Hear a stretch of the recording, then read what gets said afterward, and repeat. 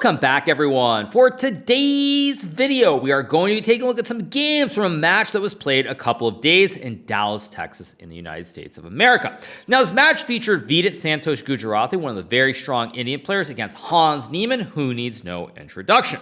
So this match had a very, very unique format. It was a blitz format. The players played first to 4 points in a segment of 4 minutes with 2-second increment. In the second segment, it was 3 minutes with a 2-second increment, and the first player to get to 6 points wins that segment.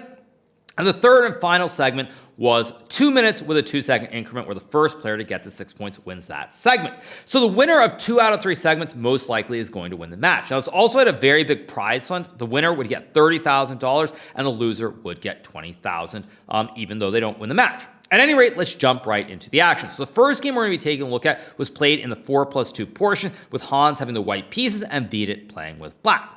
So this game starts with the move e4 here. We got the move e5, knight f3, knight c6, and we have bishop c4. Now, one thing that I was very curious about with this match is whether the players would play their main repertoires or whether it would be very broad and wide in terms of the openings. Now, as you can tell from this start to this game, the players are playing their main openings. This is, of course, what is called the classic Gucci piano, with the bishops on c4 and c5. We got the move c3, d6, and now we have castles, and the move a6. Here, Hans plays rook to e1, and now Vidit plays the move bishop a7, retreating the bishop very early to avoid getting hit by either b4 or d4, which would target the bishop on the c5 square. Hans plays the move knight bd2, and now we get this move castles. After castles, we have the move knight to f1, and now Vidit plays the move knight to a5. Now, this is not necessarily a mistake per se, but it's not what I would say is absolutely best. Normally in this position, white should play something like bishop to b3 or a move like a4, a3, because generally, whether it's a Spanish or whether it's an Italian, usually you always want to keep this light square bishop alive. If you go bishop b3, knight a5, for example, white can then potentially play the move bishop c2, retreating the bishop and keeping the two bishops alive.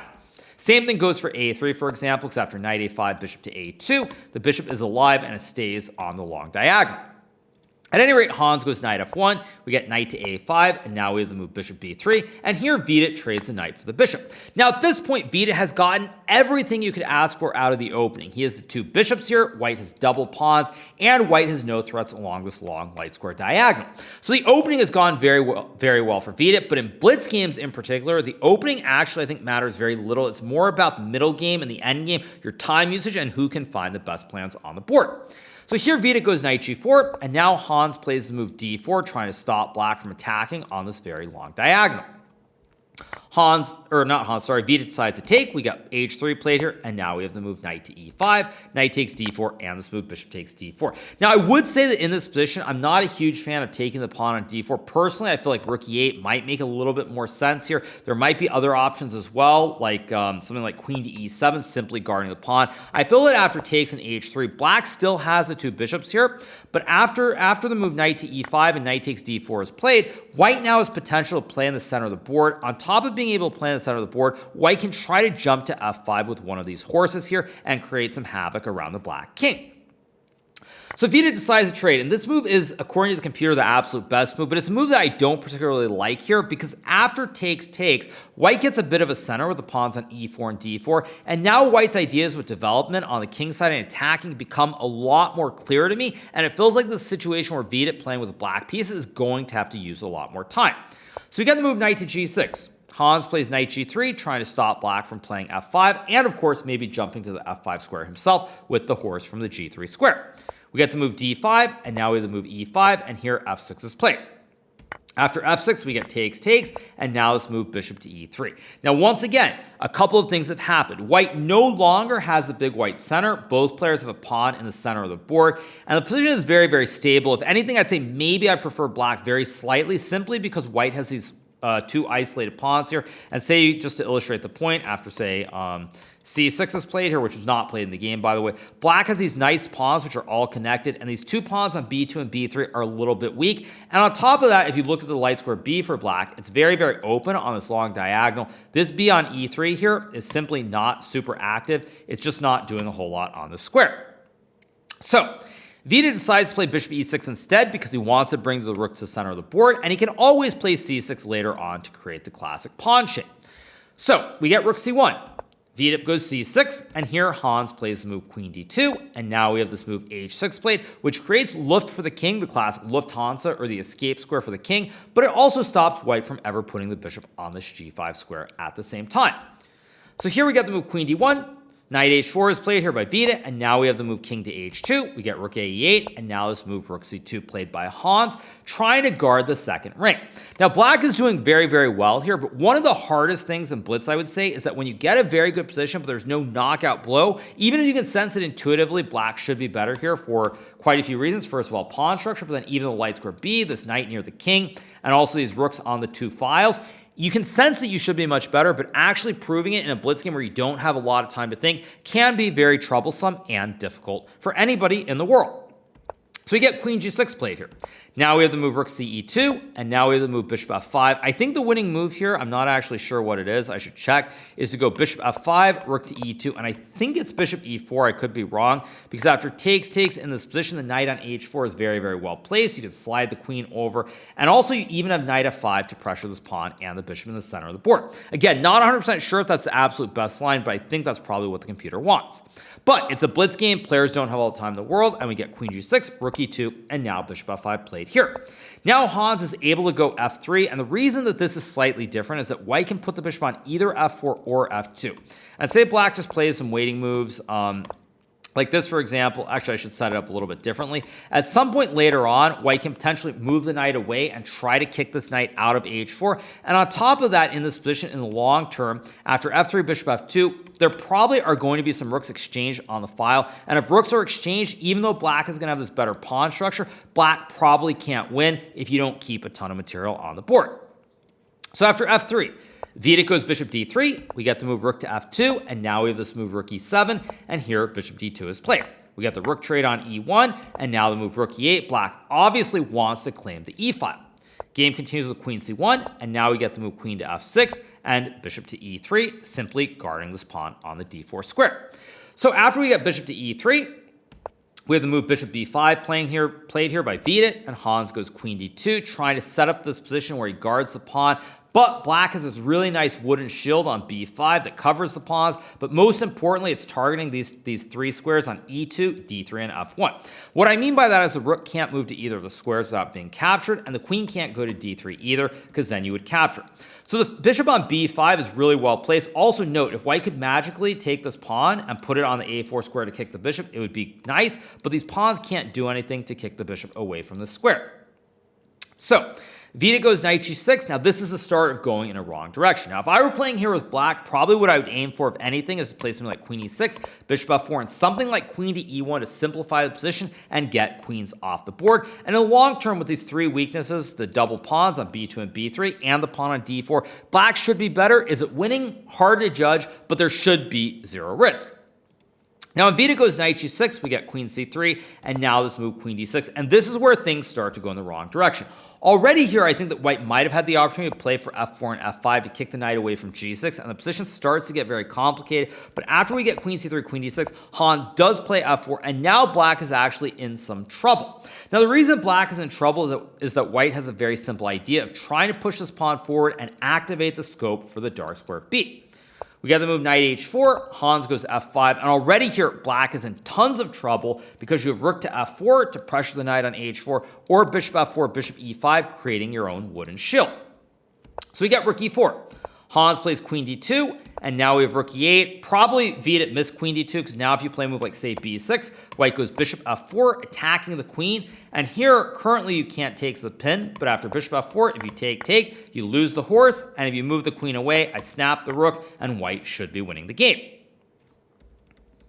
So we get the move rook to e8 back, and now Hans goes bishop f4. We get the move queen to f6, and now we have bishop e5. Now what has happened in the last couple of moves is a complete positional transformation where white has gotten his really nice wooden shield on e5. He's also got the rook on what is going to be the only open file potentially, and when you combine that with his knight on h4 that's doing nothing, white is completely winning. So Vidit goes queen g5. Hans plays rook to f4, the best move here, putting pressure on the horse. The pawn at f5 is still guarded. If you go knight f5, knight takes knight, white has an extra horse and wins the game. So we get rook to f8, Hans plays queen f2, protecting the pawn on f5, but more importantly, setting up a very nasty threat, which is if black goes a5, you get rook g4, and suddenly white wins the game. Now, the reason you couldn't go rook g4 right away is because if you play rook g4 right away, is that after queen d2, rook g7, king f8, black has an extra queen. It's a classic Botez gambit, and you resign the game. Whereas after queen f2, this threat is deadly. So we get h5 here, played by Vidit, trying to stop rook g4, and now Hans crashes through with this move f6, forcing open the f file, and you also have even ideas like knight to f5. Now, one of the really interesting things about this position, if we just take a quick look, is that this bishop on b5, which actually looked really, really good about 5 to 6 moves ago, is suddenly staring at a completely open diagonal, and it's completely off sides as white is attacking on the king side. So black is basically playing this position without a bishop, and for that reason, it is just completely lost. So we get the move knight g6, Hans goes f7 check, king h7, and now we have this move rook to f5, attacking the queen and the pawn at the same time. And here Vidit could resign. He decides to play on. If black were to move the queen, for example, rook to h5 would be a checkmate. King has no squares available, and that's GG on the spot. Now, with the game being a blitz game, of course, sometimes you want to play on. So Vidit sacks the rook with rook takes pawn, but after rook takes, and bishop d3 and e6, white simply has an extra rook on f7, and white is going to win the game. The game concludes after h4. We get to move knight to f5, and now Vidit Gujarati resigns this game against Hans Niemann. This, I believe, was the first game of the match. A very, very critical game, by the way, because if Vidit had won this game, I think there's a good chance the tide could start shifting right away. But he is unable to win. Hans converts this position. A very, very nice game, actually, for multiple reasons. You see the flow of where the pieces belong. Vidit tried to go for this concept with the bishop on b5, but once Hans was able to start pushing p with f4, f5, and f6, the game got out of control, and Vidit was unable to defend. So Hans gets a very nice win. Now, as this was a blitz match, we're not going to be taking a look at all the different games that were played here. So the second game that I want to take a look at is this game that was played in the 3+2 portion. Now, to be clear, Hans won the first portion of the 4 minutes plus 2 second increment by a score of 4-3. The results, I don't know they're 100% correct in terms of the games. There were some relay errors, but as it's displayed, we see Hans winning that first segment. So this game, played in the 3+2, has Hans again with the white pieces. This time he decides to play the move c4. After c4, we get c6, and now we have the move knight f3, d5, e3, and the move knight to f6. Now Vidit here playing the classic Slav defense with d5 and c6. Game continues with the move queen c2, and now we have e6 being played. Hans goes b3 here, trying to develop the bishop on the long diagonal. Vidit plays the move bishop d6, we got bishop b2, knight bd7, and now we have this move d4 being played. After d4 is played, we get the move castles, and Hans goes bishop to e2, intending to castle his king out of the center of the board. Here, Vidit decides to play this move queen to e7 in this position. Sorry, guys, I'm going to have one swig of water. Just give me 1 second. And after the move queen to e7, Hans decides to play the move knight to e5. Now, you're probably wondering, why did Hans go knight e5? Now, the main reason he played knight e5 here is if white were to castle, black can probably try to strike in the center right away.